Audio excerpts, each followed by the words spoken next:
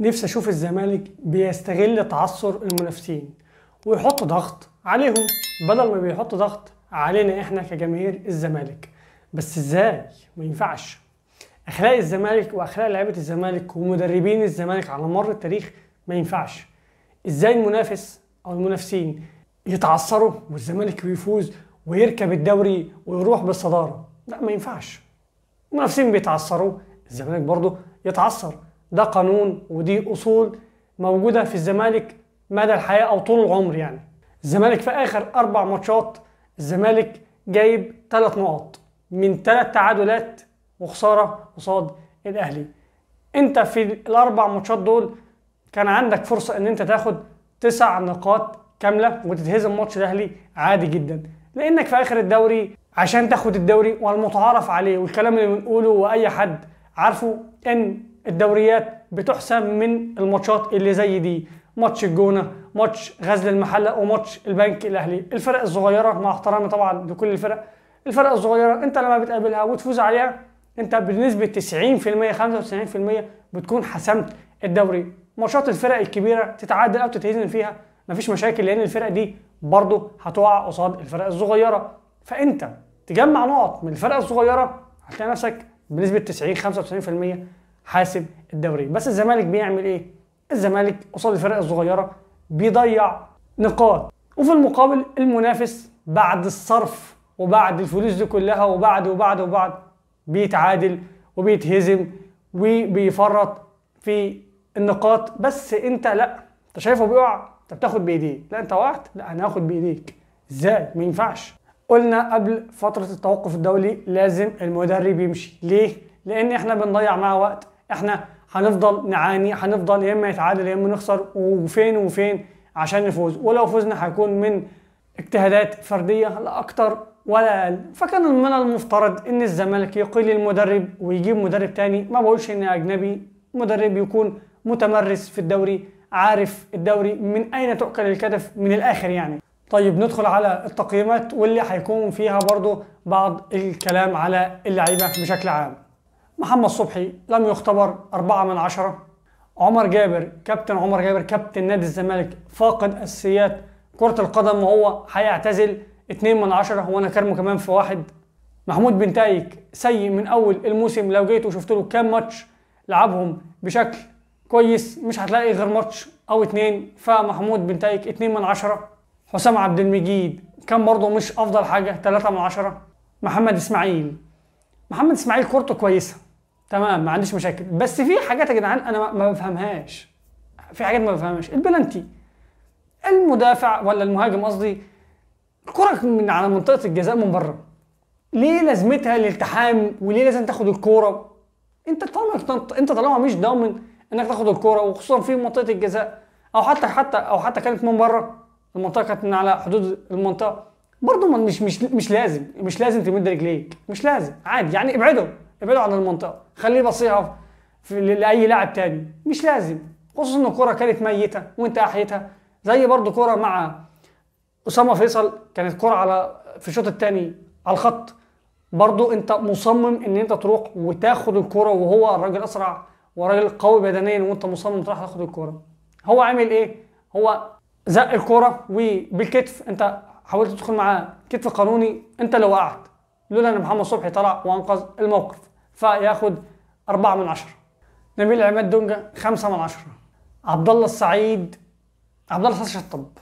عبد الله السعيد مهما كان مع عبد الله السعيد خلاص، ما ينفعش يلعب اساسي. ماشي، ممكن يديك من 10 ماتشات ماتشين كويسين، ولكن الباقي هيكون الراجل بدنيا واقع. فعبد الله السعيد 1/10. ناصر ماهر رجل المباراه ونجم، واللاعب المهاري، اللاعب اللي بيستلم بدوران، اللاعب المختلف عن زمايله. قلت لكم قبل كده في كذا فيديو، قلت لك ان ما عندناش غير 2، اخوان الفينا وناصر ماهر. الاثنين هما اللي بيعرفوا يعدوا. لو تلاحظ الشوط الاولاني كانت الخطوره لما بتكون في رجل الكوره وهي في رجل اخوان الفينا وفي رجل ناصر ماهر، بتلاقي كذا كوره ناصر ماهر استلام بدوران، يعني الهدف كوره استلام بدوران، احيا الكوره، يعني احياها. راجل المرمى في ظهره، ومع ذلك لف وراح وبصى ليه اخوان 2000 اللي هتكلم على الفينش بتاعه لما ادي له التقييم، وجت هدف. في كرة برضو في نهاية الشوط الاولاني، الكرة اللي لف استلمها برجله الشمال مع لففان، يعني مع دوران، حلوه اللففان دي، مع دوران، واداها لعلي الدباغ السيء برضو. بس فالراجل يعني بيديك من ممكن ناصر ماهر يلمس الكوره 10 مرات، ممكن في 6 مرات هيفقد الكوره، بس في الاربع مرات هينسيك الست مرات اللي فقد فيهم الكوره. راجل منتج عادي، ممكن يفقد الكوره 6 مرات ما عنديش اي مشاكل، بس في المقابل الاربعه لا، هيكونوا اربعه بخطوره. يعني الكوره اللي برضو اللي عرضها لاخوان بزارة وحطها اخوان 2000 براسه في القائم، كوره صعبه ان حد يعرضها من مره واحده. يعني انت عندك مثلا محمود بن تايك وعمر جابر في الماتش، هات لي كده عرضيه رفعوها زي بتاعت ناصر ماهر، مش هتلاقي. فناصر ماهر ياخد 7/10. شيكو بنزا دليل كبير على ان الكوره مش ارقام. يعني لو واحد ما سمعش الماتش وسال اي حد بعد الماتش انت كام، هيقول له انتهى 1-1. مين جاب هدف الزمالك؟ هيقول لك شيكو بنزا. هيقول لك لا ده كان متالق. لو جيت وبصيت على الماتش، اللي اتفرج على الماتش، يعني شيكو بنزا انا عايز اعرف المدرب ازاي صبر عليه لمده 70 دقيقه، وبعد لما طلعه في الدقيقه 70 عايز اعرف ازاي قدر ان هو يصبر عليه ل70 دقيقه كامله. ازاي؟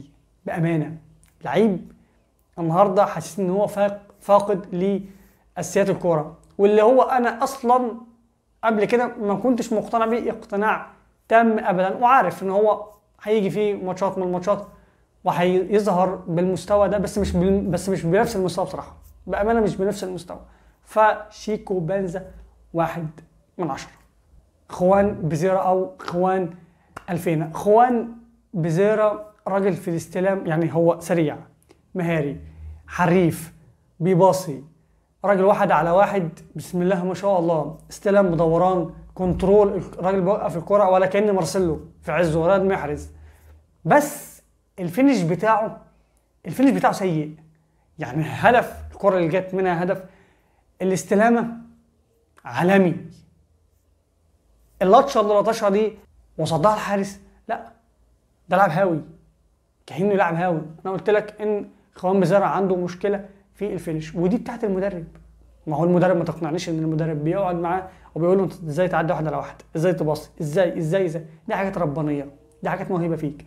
بس انت كمدرب لقيت في لعيب الفينش بتاعه سيء، اشتغل عليه.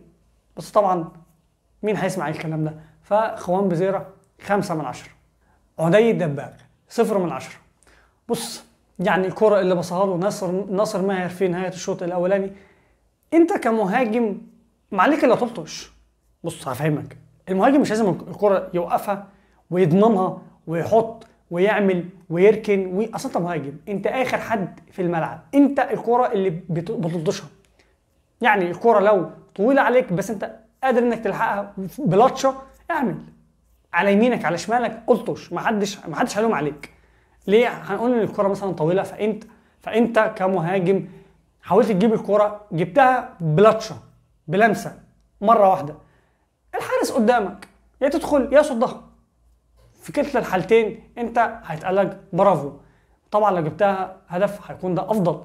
عدي الدباغ من المهاجمين اللي هو انا لازم اعلى الكرة على شمالي، لا انا لازم اضمن الكرة. فدي حاجه انا بشوفها في المهاجم، اول ما عاوز يضمن الكرة خلاص انا بعرف ان هو مهاجم مش افضل حاجه. التبديلات، احمد ربيع كويس في قطع الكوره، ولكن انا بحسه يعني مش عايز، بحس ان هو لاغي دماغه، لاغي تفكيره، لاغي عقله في حكايه الباص عنده سيء، معدل البدني عنده كويس ولكن بحسه متهور سنه، ولكن كويس، بدايه كويسه، فياخد 4/10. سيف جعفر، كان نفسي اكون زي سيف جعفر، بلعب في نادي الزمالك، بروح بيراميدز، برجع تاني لنادي الزمالك، راجل قاعد على الدكه ما بطورش من نفسي. كابتن سيف جعفر راح، كابتن سيف جعفر جه، كابتن سيف جعفر 0/10. عبد الحميد معالي 1/10. ما عنديش كلام اقوله غير ان هو 1/10. عمرو نصر، انا قلت ان هو مش افضل حاجه، وانا شايف ان هو مش افضل حاجه. يعني الكره اللي جات له من سيف الدين الجزيري، الكره ملعوبه له، حطها جول، حطها جول. ما اصل انت هتحط هدف امتى؟ ما هو انت هتحط هدف امتى؟ لازم الكره تكون، يعني الكره جالك صعبه شويه، انت وريني امكانياتك، اظهر لي امكانياتك. ما هو في كوره زي دي لو ما جبتهاش ما هتجيب امتى؟ ما هو انت لو جبت هتجيب السهله؟ لا هات، مع ان الكوره ما كانتش صعبه، بس يعني هي بالنسبه للاعب كواليتي الدوري المصري فالكوره دي صعبه، فانت هتجيب امتى؟ ف1/10. وكرمك كمان سيف الدين الجزيري، مش عارف، مش عارف، حلو وحش، وحش حلو، حلو وحش، 2/10.